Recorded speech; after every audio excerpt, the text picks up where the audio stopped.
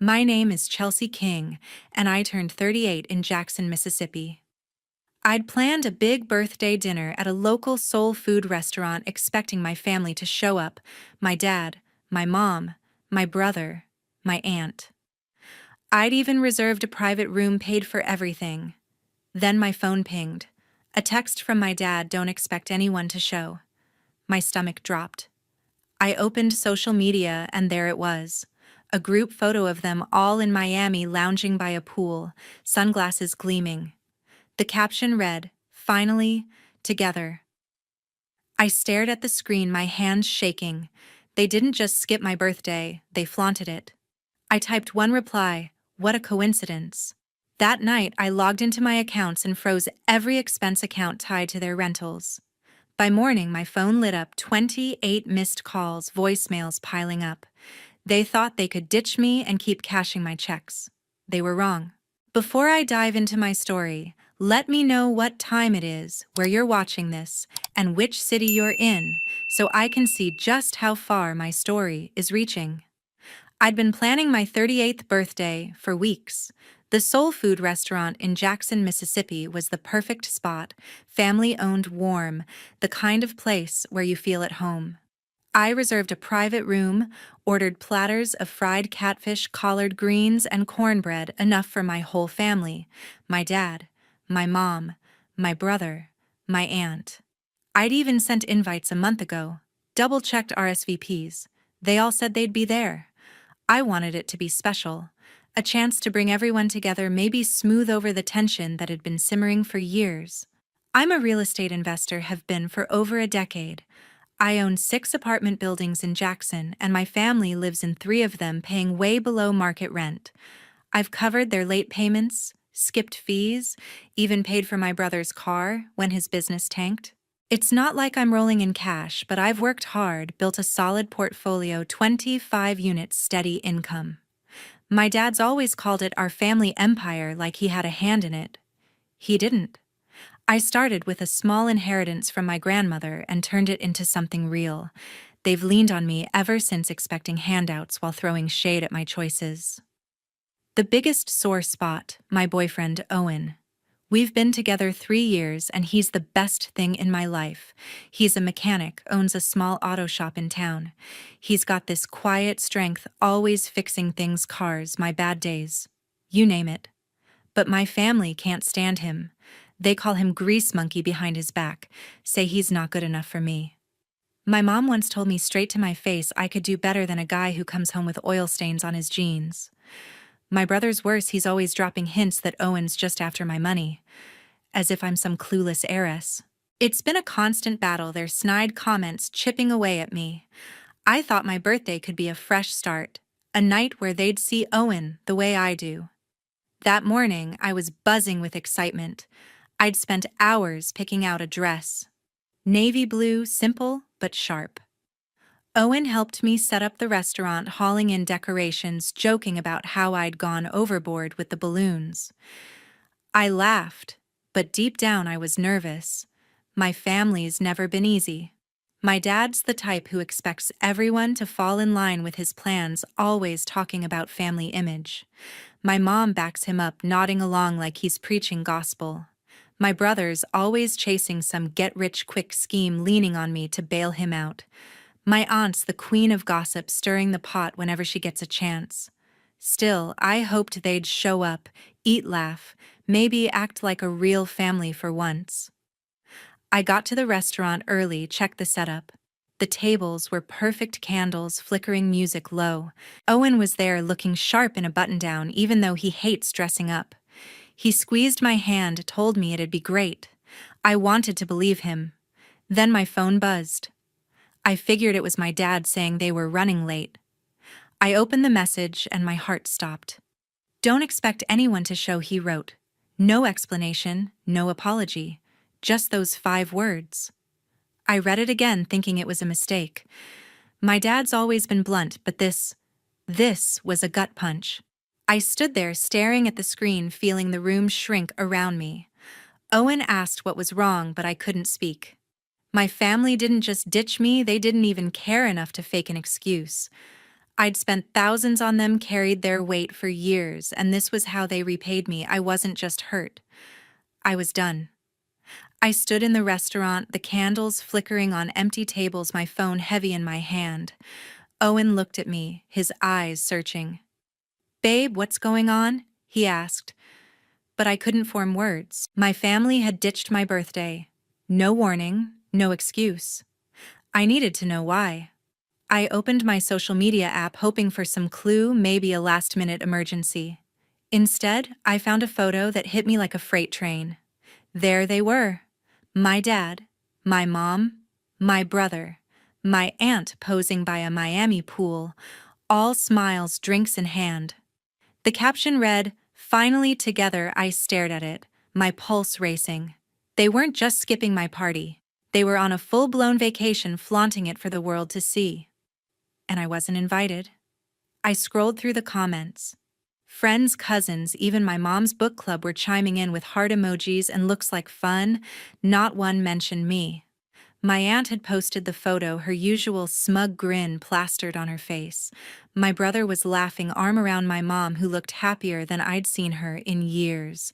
My dad stood in the center, proud, like he'd orchestrated the whole thing. This wasn't a last-minute trip. They'd planned it, kept it secret, and chose my birthday to rub it in my face.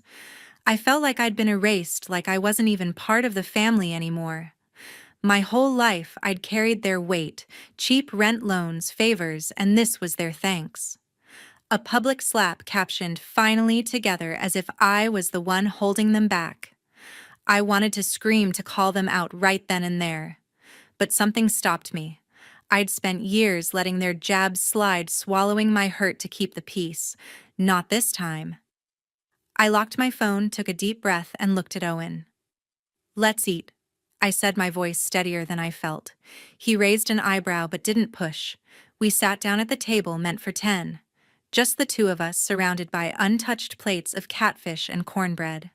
The waiter, sensing the mood, kept his distance. Owen cracked a joke about the balloons still floating above us, trying to lighten things up. I forced a smile, but my mind was racing. They thought they could humiliate me and keep cashing my checks. They had no idea who they were dealing with. As we ate, I started piecing it together. My family's always been about appearances, big house, fancy trips, the perfect image. They hated Owen because he didn't fit their mold, a mechanic who didn't care about their social ladder. This Miami trip wasn't just a vacation, it was a statement. They wanted to show me I didn't belong, that I was the outsider for choosing him. I thought about the apartments I owned, the ones they lived in for pennies. My brother's failing business propped up by my properties. My dad's boasts about our empire built on my back. They'd taken everything I'd given them and thrown it in my face. I wasn't just angry, I was done playing their game. I leaned across the table, looked at Owen. "They think they can cut me out," I said, my voice low. "They're wrong." He nodded, his eyes steady, like he knew I was cooking up something big. I didn't tell him the details, not yet. But in my head, a plan was forming. I'd hit them where it hurt, their wallets. I could raise their rent to market rates, sell off the commercial property my brother used for his so-called business. I'd given them too much for too long, and they'd mistaken my kindness for weakness. They wanted to play dirty. I'd show them I could play dirtier. By the time we finished dinner, I felt a strange calm. The hurt was still there, sharp and raw, but it was fueling something else, resolve. I wasn't going to cry or beg for their approval. I was going to take back control. Owen drove us home, his hand on mine, not asking questions. He knew me well enough to let me stew. I woke up the morning after my birthday with a fire in my chest. My family had declared war, and I wasn't going to roll over. For years I'd carried their weight, cheap rent loans, endless favors, and they'd repaid me with betrayal. No more. By noon, I was at my desk, laptop open, diving into the leases for the 3 apartment buildings where my dad, my mom, my brother, and my aunt lived. I'd let them pay half the market rate, sometimes less, because they were family. That ended today. I drafted new lease agreements, raising the rent to full market value, $2,000 a month per unit, no exceptions. Mississippi law required 30 days' notice, so I sent the emails through my property management software, knowing they'd hit their inboxes by evening. No discussion, no warning, just cold, hard numbers. Then I turned to the strip mall my brother leaned on for his so-called consulting firm. It was one of my first big wins as an investor, a small commercial property on Jackson's outskirts, 5 storefronts, reliable tenants. My brother leased the anchor unit for his business, a string of half-baked schemes that never made a cent. I'd given him a ridiculous deal, $500 a month for a space worth $4,000 on the open market. He'd used it to play entrepreneur, flashing the address on business cards while I covered his losses. I called my real estate agent, my voice steady. "List the strip mall," I told her. "Find me a buyer fast." By afternoon, she had a developer on the hook, ready to turn it into a retail hub. I signed the preliminary sale agreement, cash offer 20% above asking. My brother's lifeline was gone, and I didn't blink. By 6 p.m., my phone started buzzing. My mom's text came first. "What's this about the rent going up?" "Call me now." I didn't. My brother fired off a string of messages. "You can't do this. That's my business space. We need to talk." I ignored them. My aunt sent a novel-length text whining about how shocked she was, how I was ripping the family apart. My dad's message was short, icy. "This is low even for you." I read each one, my jaw clenched, but I didn't reply. They'd planned their Miami stunt to cut me out, and now they were scrambling because I'd hit back where it hurt. By morning, my phone showed 28 missed calls, voicemails piling up, angry, then desperate. They thought they could guilt me into backing down like I'd done for years. They were wrong. I sat with Owen that night, sipping coffee at our kitchen table. "They're freaking out," I told him, sliding my phone across to show the texts. He scanned them, shaking his head, a faint smile on his lips. "They didn't see you coming," he said. I nodded, a mix of satisfaction and heaviness settling in. This wasn't just about money, it was about taking back my power. My family had treated me like a bank, cashing my checks while sneering at Owen at me. Raising the rent and selling the strip mall wasn't just revenge. It was me saying I was done being their doormat. I'd poured thousands into their lives, rent discounts, car loans, my brother's endless failures, and they'd repaid me with a public snub.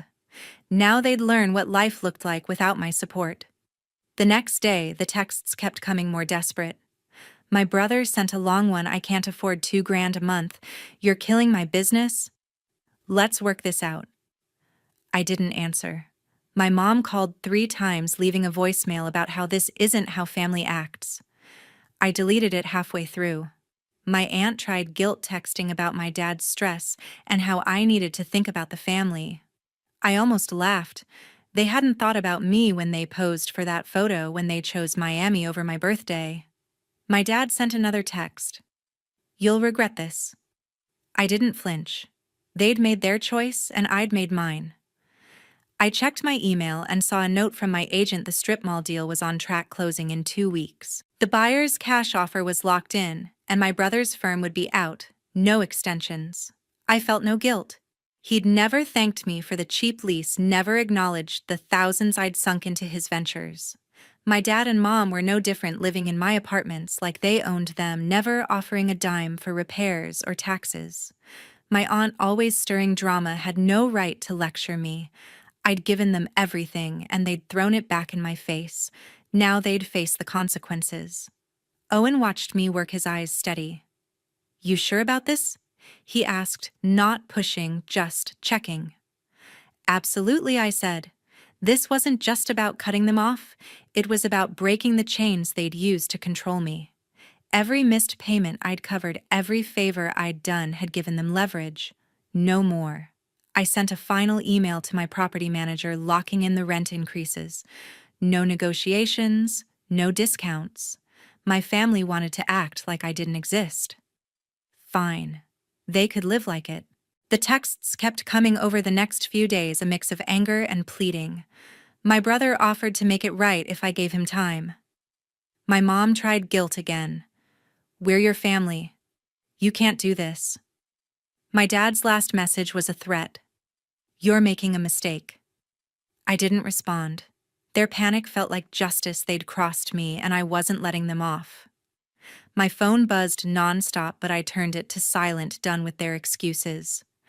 I'd drawn my line in the sand, and I wasn't stepping back. They'd underestimated me, and they were about to find out how much that cost. 3 days after I raised their rent and listed the strip mall, my dad and mom showed up at my doorstep unannounced. I'd been expecting this, but seeing them there, my dad's jaw set. My mom's eyes narrowed, still sent a jolt through me. Owen was at his shop, so it was just me, standing in my living room facing them down. My dad didn't waste time. "You're being selfish?" He said, his voice sharp like I was a kid who'd broken a rule. "Raising our rent, selling your brother's business space? This isn't you." My mom jumped in, her tone softer but just as cutting. "We're your family. You're tearing us apart over a tantrum." I stood there, arms crossed, letting their words hang. They thought they could march and guilt me, and I'd fold. They didn't know I was done playing their game. I leaned against the counter, keeping my voice steady. "You chose Miami over my birthday," I said. "You posted it for the world to see. Don't talk to me about family."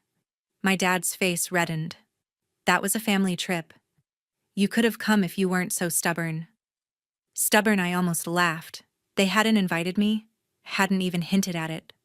My mom tried a different angle, her voice trembling like she was on the verge of tears. "We didn't mean to hurt you. We just needed time together.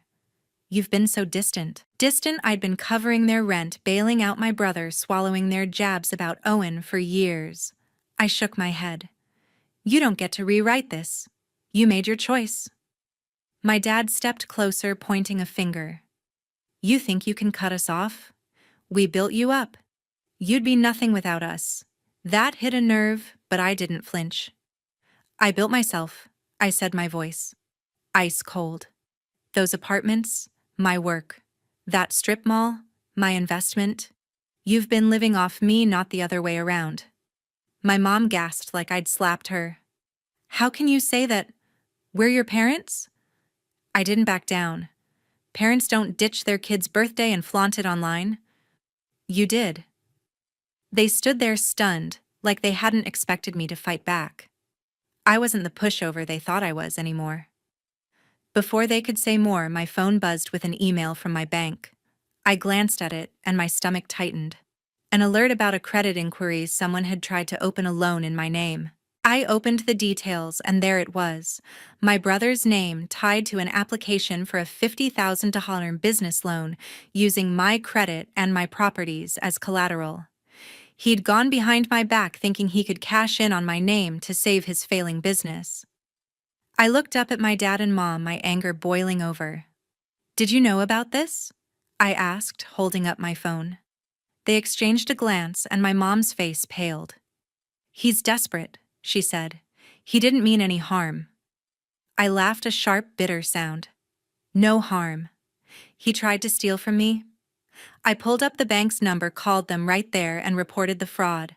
The loan was denied, my credit was locked, and my brother's scheme was dead in the water. My dad tried to interrupt. "You're overreacting. He's your brother. He needs help." I cut him off. "He needs to grow up. And so do you." I told them to leave, my voice firm. "There's no deal to make here. The rent's going up. The strip mall's sold. You figure it out." My mom started to cry, real tears this time, but I didn't budge. "You should have thought about family before you ditched me," I said. "Get out." They left, my dad muttering about how I'd come around, my mom sniffling like I was the villain. I shut the door, my hands shaking but my resolve solid. Owen got home an hour later, saw my face, and pulled me into a hug. "What happened?" he asked. I told him about the confrontation, the loan attempt, everything.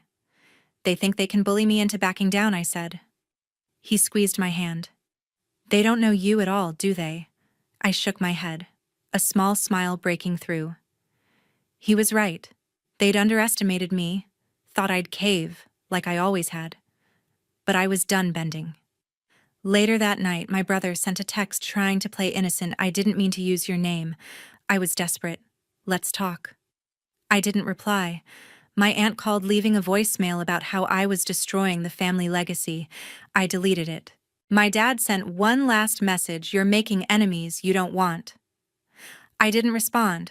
They'd spent years taking my money, my time, my patience, and now they wanted to paint me as the bad guy. No, I'd given them every chance and they'd thrown it away with that Miami trip, that photo, their lies. I wasn't negotiating. The line was drawn and I wasn't crossing it. The fallout from my confrontation with my dad and mom was still fresh when my phone buzzed with a text from my friend Nathan. "Need to talk. It's about your brother." "Can I come over?" I'd known Nathan since college, a real estate broker who'd helped me close my first property deal. He wasn't one for drama, so his urgency made my stomach twist. I texted back, "Come now." An hour later, he was at my door, his face grim. Owen was home tinkering with a carburetor in the garage, so I led Nathan to the kitchen table. "What's going on?" I asked, bracing myself. He didn't sugarcoat it. "Your brother's been shopping your properties to investors, claiming he has power of attorney over your portfolio. He's trying to sell your apartments to cover his debts." I stared at him, my pulse spiking. My brother had already tried to use my name for a $50,000 loan, and now this power of attorney. I said, my voice sharp. "He has nothing. Everything's in my name." Nathan nodded, pulling out his phone. "I heard it from a client, an investor who got a pitch from him. He's saying you're unstable, and he's stepping in to manage the family assets." I felt a cold fury settle in. My brother wasn't just desperate, he was scheming to steal what I'd built. Years of late-night deals, tenant disputes, and market research, my 6 apartment buildings, my strip mall, my life's work, and he thought he could claim it. I leaned back, my mind racing. "What's his play?" I asked. Nathan sighed. "He's targeting a shady developer, promising a quick sale." I stalled the guy, said I'd check with you first. I gripped my coffee mug, my knuckles white. "He's got no legal ground," I said. "But he's banking on you not noticing until it's too late." Nathan's words hit hard.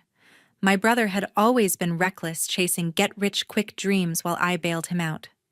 But this was a new low, trying to sell my properties behind my back, lying about my mental state to make it stick. I thanked Nathan, told him to keep the investor on hold. "Don't let him know I'm onto this," I said. He nodded, his eyes steady. "You've got this. Just be careful." After he left, I sat there, the weight of my brother's betrayal sinking in. He wasn't just after money, he wanted to erase me, to take everything I'd earned. As I processed Nathan's news, my phone pinged with an email from my attorney, Jennifer. I'd hired her years ago to handle my property contracts, a sharp lawyer who didn't miss details. The subject line read, "Urgent, your grandmother's estate." My heart skipped. My grandmother had passed 5 years ago, leaving me a small inheritance I'd use to start my real estate business. I opened the email and my breath caught. Jennifer had uncovered a trust fund my grandmother had set up, one I'd never known about. It was worth $500,000, tied to a condition: it could only be activated if I stopped financially supporting my family. The trust's terms were clear. My grandmother had written it to ensure I'd stand on my own, free from their demands. Jennifer's email ended with a note. "Given your recent decisions, you're eligible to claim this now. Call me to proceed." I sat back, stunned. My grandmother had seen this coming, my family's greed, their endless reliance on me. She'd known they'd try to bleed me dry, and she'd left me a way out. The timing was uncanny. I'd just raised their rent, sold the strip mall, and cut them off after their Miami stunt. Now this. It felt like a sign, like she was still watching out for me. I called Jennifer immediately. "Is this for real?" I asked. Her voice was calm, professional. "It's ironclad. The trust is yours, but you have to maintain the cutoff. No rent discounts, no loans, no support." Your grandmother was clear. I nodded, though she couldn't see me. "I'm done with them," I said. "Let's move forward." She promised to start the paperwork, and I hung up, a strange mix of relief and resolve washing over me. I told Owen everything that night, pacing the living room as he listened. My brother's trying to sell my properties, I said, my voice shaking with anger.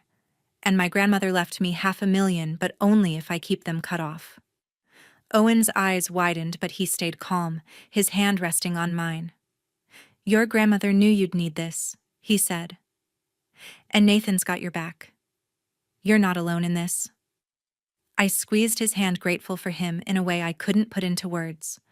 My family had tried to break me, but I was stronger than they thought. With Nathan's warning and Jennifer's email, I had the upper hand. I spent the next day digging into my brother's scheme. I called my property manager, confirmed every lease and title was locked in my name, no loopholes, no power of attorney. I told her to flag any inquiries about my properties and report them to me directly. Then I emailed Jennifer, asking her to monitor my brother's moves for any legal missteps. If he was pitching to shady developers, he was likely breaking laws, and I wasn't going to let him slide. The trust fund was a game changer. It wasn't just money, it was freedom. I could expand my business, invest in new properties, build a life with Owen without my family's weight dragging me down. They'd tried to erase me, but I was rewriting the story.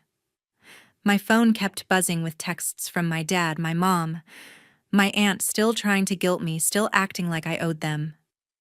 I ignored them. My brother sent another message claiming he just wanted to talk, but I knew better. He wasn't sorry. He was scared. He'd tried to steal from me, and now he was caught. I wasn't going to confront him, not yet. I'd let him sweat. Let him think his plan was still in play. My grandmother's trust, Nathan's loyalty, and Jennifer's expertise were my armor. My family had underestimated me for the last time, and I was ready to show them what I was made of. A month after I locked down my properties and claimed my grandmother's trust fund, word got back to me about my family's new reality. My dad, my mom, my brother, and my aunt had moved out of my apartments, unable to afford the market rate rent I'd set.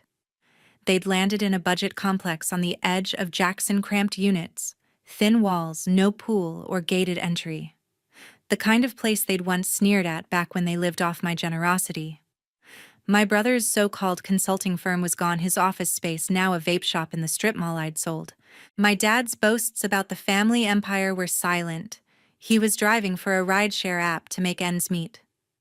My mom had taken a part-time job at a grocery store, her designer bags replaced with a faded tote. My aunt, always the loudest about family pride, was renting a studio, her social media posts now just complaints about noisy neighbors. I didn't feel joy hearing this, just a quiet satisfaction. They'd built their lives on my back, expecting me to keep them afloat, while they judged my choices and excluded me. Now they were facing the real world, stripped of the luxury I'd subsidized. I'd given them years of cheap rent loans, second chances, and they'd repaid me with betrayal. Their new reality wasn't my fault, it was their consequence. I'd learned the hard way that family isn't about blood, it's about respect. They'd chosen to cross me, and I'd chosen to stand up for myself. With the $500,000 from my grandmother's trust, I took a leap I'd been dreaming of for years. I sat down with Owen one evening, my laptop open, to a business plan I'd been sketching out. What if we started our own real estate company, I asked. His eyes lit up, that steady confidence I loved shining through. You've got the brains, babe. I'm in. We spent weeks hammering out the details, incorporating the company's scouting office space, building a client list. Nathan connected us with investors, and Jennifer handled the legal setup, her sharp eye catching every detail. By spring, we'd opened King Properties, a small firm focused on affordable housing in Jackson. Owen took charge of operations, his practical know-how balancing my vision. We hired a small team, and I used the trust fund to buy 2 new apartment buildings, ones we'd renovate to give families a decent place to live without breaking the bank. Every step felt like a reclaiming of my power. My family had tried to tear me down, to steal what I'd built, but I was building something better, something mine. Owen was by my side, not just as my boyfriend, but as my partner, his belief in me unwavering. The trust fund wasn't just money. It was my grandmother's way of reminding me I was enough. She'd seen their greed, known they'd try to hold me back, and given me a way to rise above. Starting King Properties wasn't just about business, it was about proving I didn't need their approval to succeed. Looking back, the lesson hit hard. Self-respect isn't negotiable. I'd spent years bending over backward thinking I could earn their love by giving more. But love doesn't work that way, and neither does family. They'd taken my kindness for weakness, but I'd shown them I was stronger than they ever imagined. I wasn't the villain in their story, I was the hero in mine. Every deal I closed, every tenant I helped, every day I built with Owen was a step toward a life I chose, not one they dictated. To everyone who's followed this story, thank you. You've been with me through the hurt, the fight, and the triumph. Your support means everything. It's what keeps me going, keeps me sharing. If you've felt something from this, if it's hit home, please hit that subscribe button.